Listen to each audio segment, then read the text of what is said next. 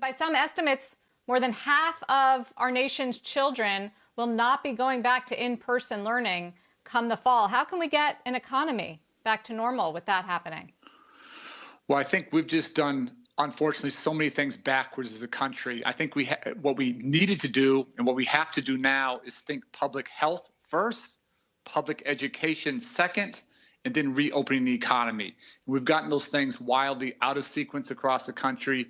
We decided to open bars, and because we decided to open bars, it's much, much harder to open schools. Our priorities have just been exactly backwards.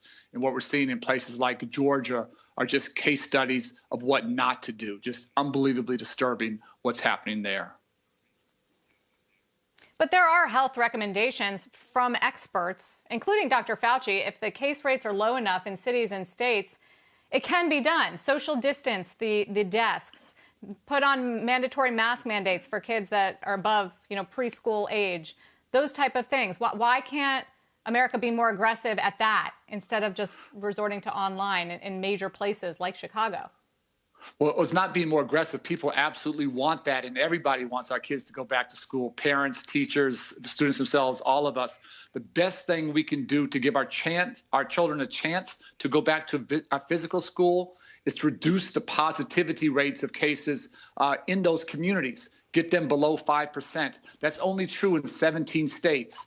33 states, that's not true. And so, again, we haven't done the hard work. You're exactly right. We're reducing those positivity rates, then those things, reducing the number of kids going to physical school, wearing masks, focusing first on our youngest students, on the most vulnerable. There's so many things that we can do and superintendents are doing. But part of what is so frustrating about this is we have 15,000 school districts. We have 15,000 superintendents trying to figure this out by themselves, trying to become public health experts on how to clean buildings, on how to do transportation in very different ways, how to do food in very different ways. And yes, think about education. We're asking them to do way too much with zero additional resources from the federal government. No investment there.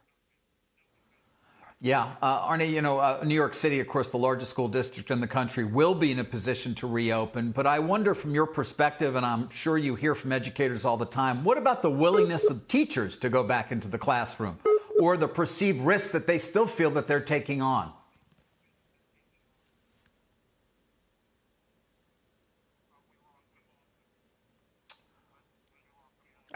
Yeah, we lost. I think we lost him. I heard David. those. Yeah, I heard those beeps. That was the ominous beeps there. I'm sorry.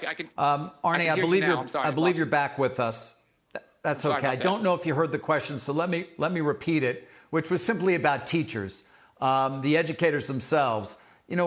Many of whom are perhaps, well, not old, but older, more at risk. What about the willingness of the teachers to go back into the classroom, even in cities where the positivity rate is low enough to allow for it?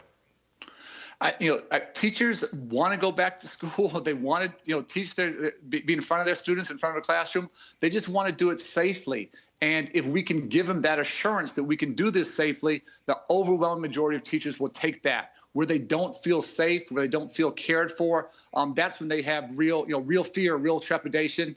And I understand those emotions. And so, again, we as a country, we as a society have to do the right things, have to make the small sacrifices so our teachers and our students can have a chance to go back to physical school.